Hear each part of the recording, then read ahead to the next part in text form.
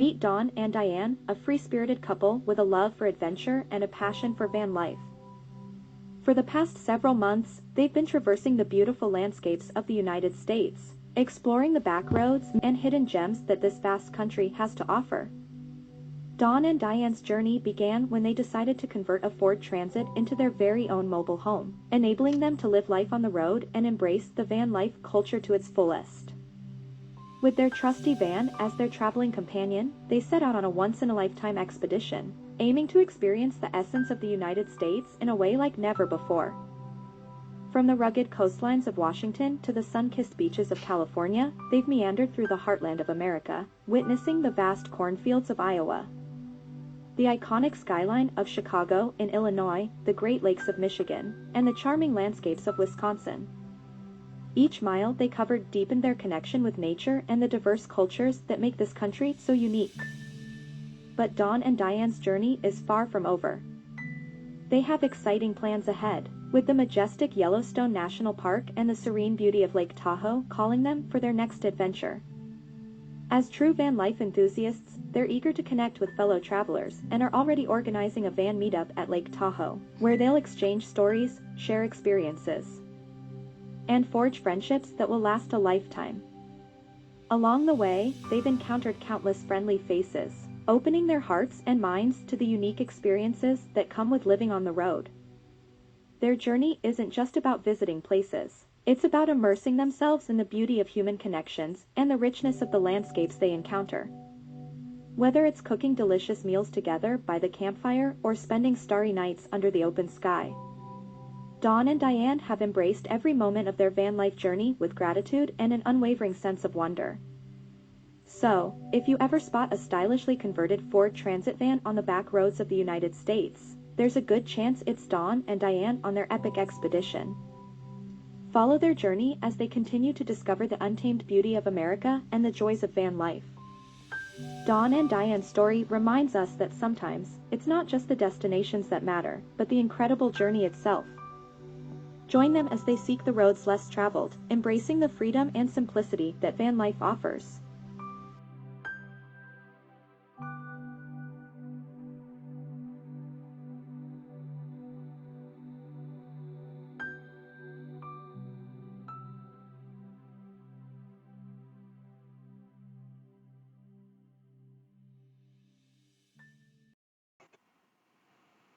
We decided to find some camping spots in central Illinois that we had not discovered lately. We do know one that was our favorite, so we're going to have lunch this afternoon, but there's some other off-beaten ones, and it really turned out to be an exciting, beautiful place. It's off the beaten path. It's way down along a road on the 2300 North, but I was very surprised and very pleased at the campground. It was very well maintained and had a lot of horseback riding area, so I just want to check it out.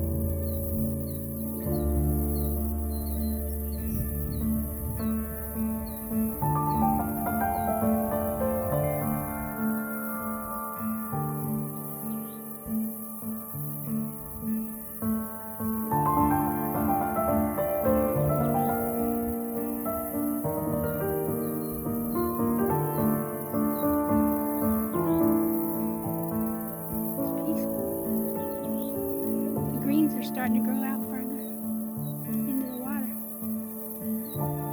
catching on the rocks and stuff. They're moving. I think it's moving out further.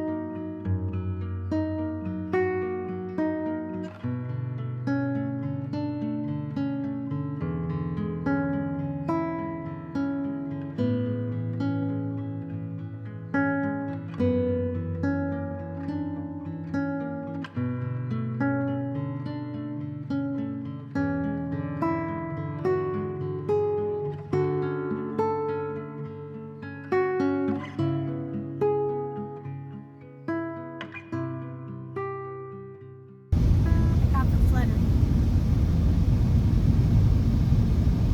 All the poles are fluttering.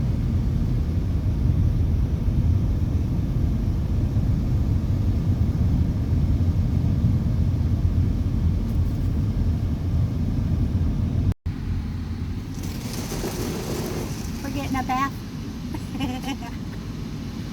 It's watered the road. We're getting our car washed for free. I need to do the windows. Yeah. We need to Especially do the back ones. free car When we wash. get the keep one on the back window, it was pretty dusty. Pine campground. It's outside of In a it. quarter mile, turn right onto East County Road 230N, Goofy Ridge Road. 2300 north. Goofy Ridge. Goofy Ridge? Yeah. Oh dear. We're going to Goofy Ridge. This is called Sand Ridge State Forest. Goofy Ridge area, 2300 north.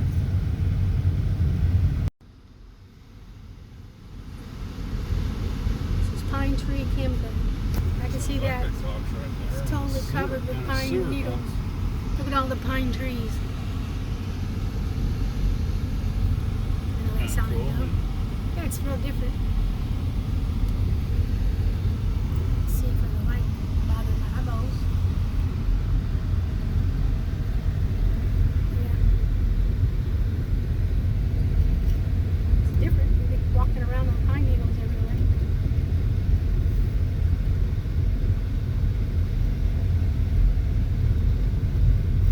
Well, it's about as big as Side M, maybe even bigger than Side M. When we first came in, it was probably 10 to 18 mile to get back in here from the hard road. That's a nice little campsite there. Yeah, equestrian places, a lot of equestrian riding areas.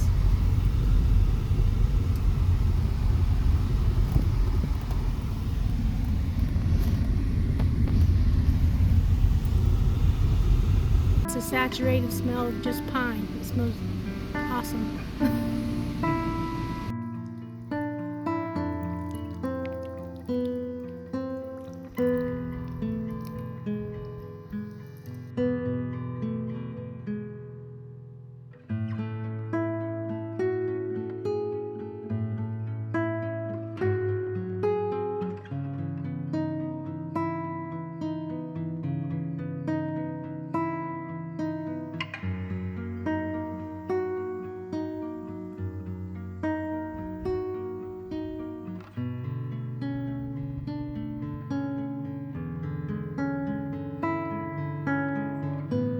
There should be a lot of animals come here at night, get a drink.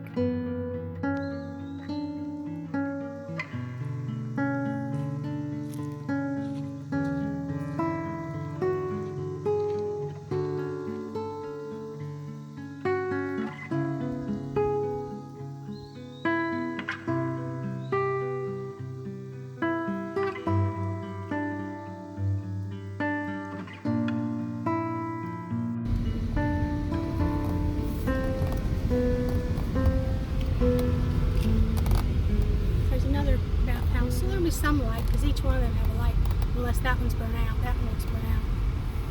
This would be a nice campground spot. This would be a nice back-end spot, Tanner. Yeah, sure would. And the shitter's right there. They don't have any pull-throughs, but this here's sidewalk. It's all sidewalk all the way up. So that'd be a good spot right there. That's number A7. This one here would be pretty good because We'll cross away. I like getting A6. close to the I like toilet. A7 though. Going to the Jack Wolf Fish Hatchery. They close at 3:30. It happens to be 3:16.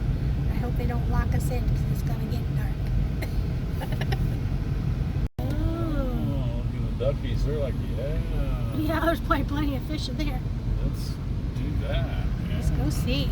Set up real nice for visitors. It's got like, it almost looks like, where's that one place we go? Dixon Mounds. Looks like Dixon Mounds. It's real neat and clean and set up nice. We got a horse feeding station right there. Let's get out. We'll go see. We've got 15 more minutes. This is the inside of the Fish Hatchery State Park building. What's down in there? What's down there? Oh, it's a basement. Anyway, it talks about all the fish. How they do it. They got gars. 21 pounds was the biggest bass. Crazy.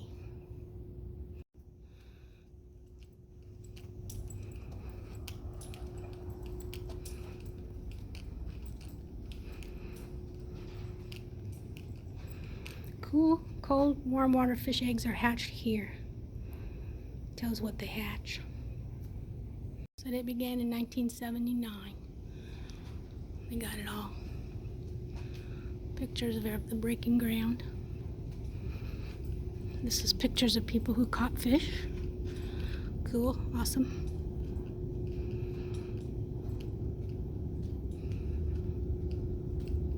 Look at that fish. Scary. That's a cute picture.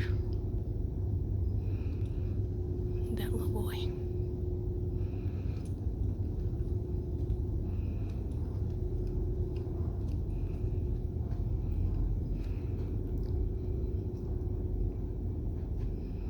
Got a place for kids. Identify things on the wall. They color. You come and look at the fish hatchery out the back.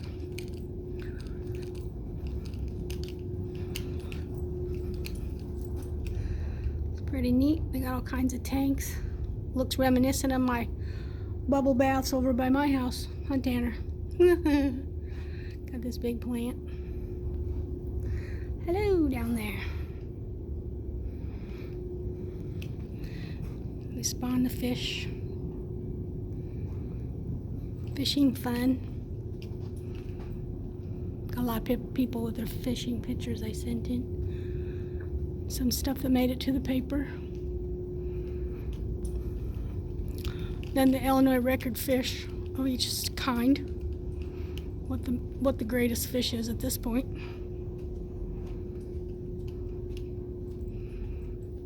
Hope you can read these this fast, Tanner. Talk to my friend Tanner.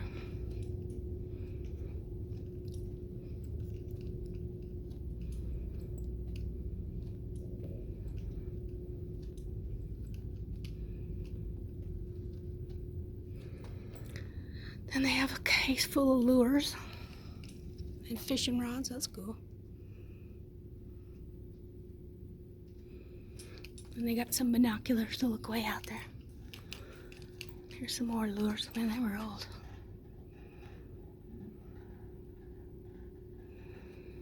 Just really cool. Lance would love these. Look at all them things. One looks like a mouse. Lures of the past. Somebody shows somebody making them. There's some really old ones. And some more trophies.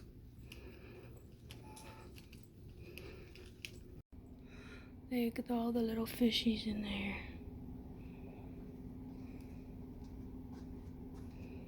Look at them all. This guy's got a good job. Just hanging out with the fishes.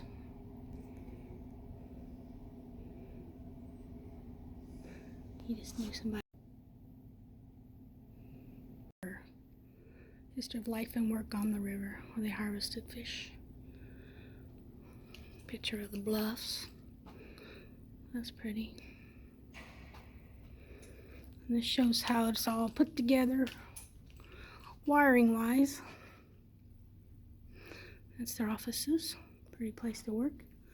Sure would be nice to work in here. Shows the rivers and tributaries. Really nice, peaceful job. Yeah, it'd be great working in here. It's got the riverboat. Really pretty picture here. Got some fun stuff that the prehistoric people had made out of the seashells. Cool. Here's a model of the riverboat. The captain's log. Cool. Captain's drink of Joyce.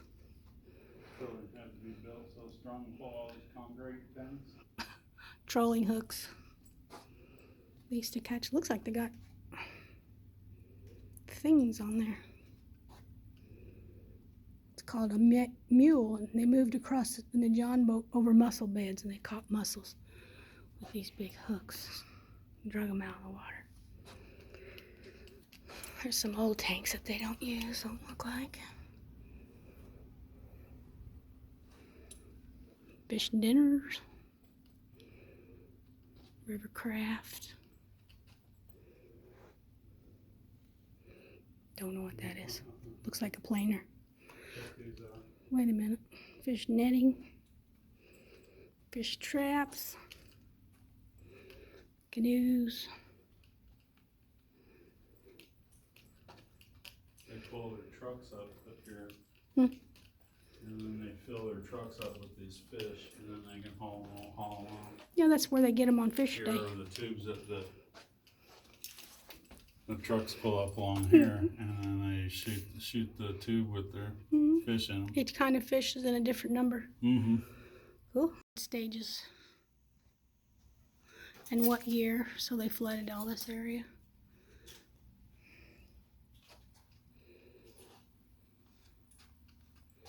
Corps of Engineer made a 9-foot deep channel. Cargo pushing towboats were shippers of grain, gravel, and coal benefited from these improvements. Them old dudes. There's a linoleum type. That's pretty neat. Pleasure boats now. Fishing boats now. Barges now. Barges now. The Mallard Inn.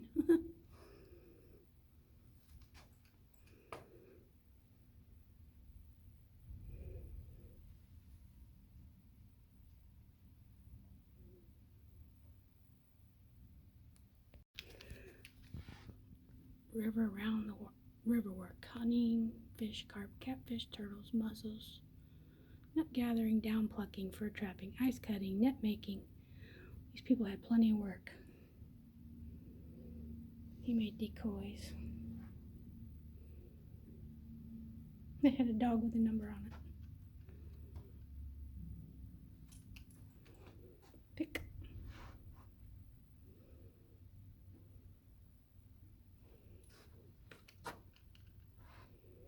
Making fish something. Dinners, fillets.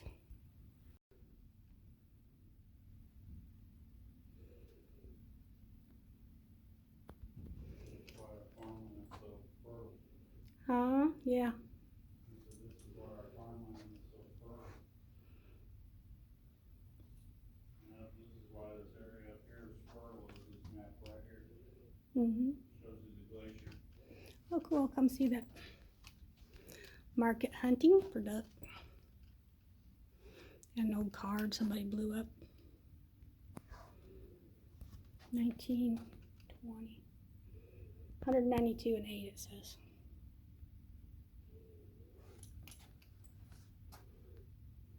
Commercial fishing became possible after railroads linked the Midwest with the eastern seaboard. Refrigerated boxcars kept the fish fresh, enabling Illinois fishermen to ship their catch long distance. Small floating markets became transfer points for fish destined for tables in Boston, New York, and Chicago. As demand for the fish grew, number of fishermen and tonnage of fish caught increased. 1913.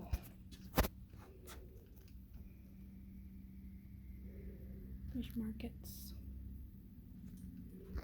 And for pearl buttons. They made pearl buttons out of them shells. That's why I seen the machines, and that's what that machine was a pearl button maker. And here's a sample of the buttons they made. Very pretty. Anybody see them? They're real pearl buttons. It didn't go through here, it went down through here. Mississippi River. This is Mississippi, went down right through this area. That's why this area is so fertile, because all this would get flooded out. And now it goes like this. No. And this is like another glacial period there. Hi. Hi. This is like a glacial period here.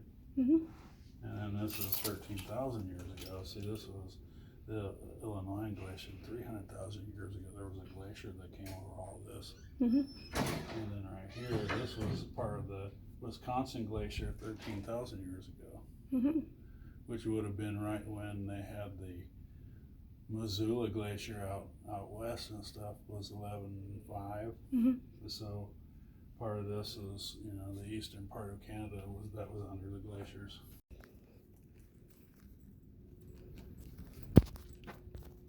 The lateral line, the spine, kidneys, bladder, ovaries,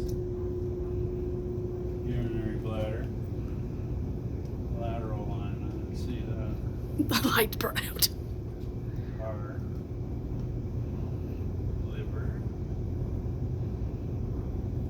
whatever it is, stomach, intestines, and the poo-poo. Watch out. 90 degrees. Something to do on a hot day. Looking at all these fish. Look at that big ass channel. I love that. Bullhead, muscalonge, rainbow trout, salmon chinook, coho. Kinds of fish, and then there's one a little grassy down in Carbondale.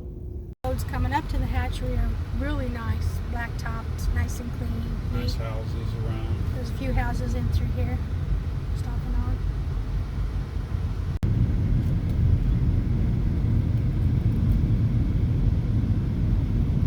There's trails. There's horse trails all over the place, and there's snowmobile trails or quad trails.